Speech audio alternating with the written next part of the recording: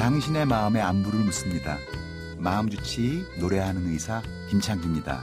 이번 주 마음주치는 강북삼성병원 정신건강의학과 오강섭 교수님과 함께하고 있습니다. 어서 오세요, 교수님. 예, 안녕하세요. 예, 현대인의 삶에서 불안을 빼놓기가 힘들죠. 딱히 어떤 이슈가 없는데도 굉장히 불안하고 결국 불안감 때문에 일상생활에 지장을 받는 경우들도 많고 생각보다 불안장애를 갖고 계신 분들이 참 많죠. 그렇습니다. 우리나라에서 5년마다 전체 정신질환에 대한 어떤 전수조사를 하고 있거든요. 예. 거기서 보면 알코올 중독이 가장 많긴 합니다만 예. 그 다음으로 질환 중에서는 불안장애가 가장 예. 유병률이 높습니다. 예. 근데 불안장애 굉장히 다양하잖아요. 그렇습니다. 어떤 분들이 어디까지가 일반적인 불안감을 느끼고 있는 거고 어디서부터가 병적인 불안감인가 그 경계를 잘 모르겠다 하시기도 하고요. 예. 또 병들이 워낙 다양해서 좀 자세히 설명해 줄 수 있겠습니까? 예.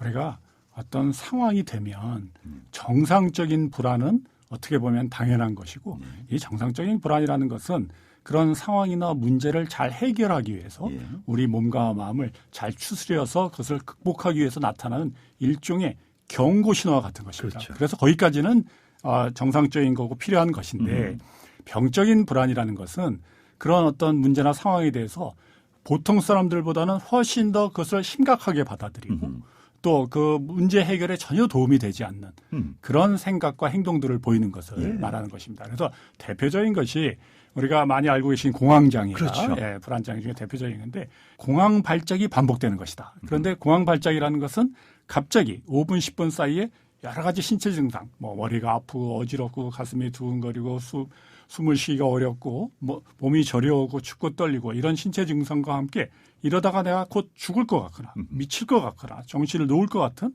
이런 생각들이 드는 것이 한 30분 이상, 1시간 지속되는 것. 예. 그것을 한 번의 공황 발작이 왔다고 하고 그렇죠.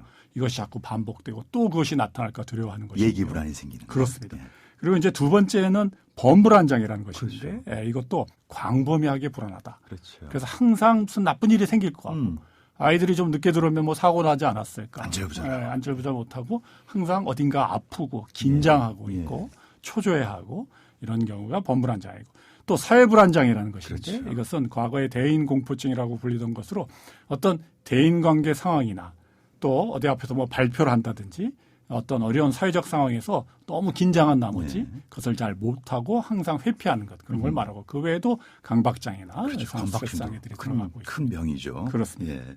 교수님께서는 늘 불안장애에도 치료에 골든타임이 존재한다고 말씀하시잖아요. 그 골든타임을 놓치면 난치성이 될 수 있다고 하는데 불안장애의 골든타임은 언젠가요? 불안장애는 발견되는 순간 가능한 빨리 치료를 해야 됩니다. 그것이 잘 치료되지 않으면 우울증이라든지 또 약물이나 알코올 중독 그렇죠. 또는 다른 불안장애가 합병되기 때문에 그것이 발견되어서 조금이라도 사회생활에 지장을 받고 있다. 그러면 정확한 진단을 받아서 하루라도 빨리 치료받기를 꼭 권해드리고 싶습니다. 예. 오늘 마음 처방전은 불안을 자주 느끼고 불안장애를 가진 분들이 생활 속에서 개선할 수 있는 것들을 알려주시면 어떨까요?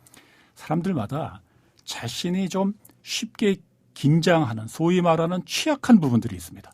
네, 어떤 경우에 취약하다. 나는 뭐 예를 들어 윗사람을 만나면 힘들다.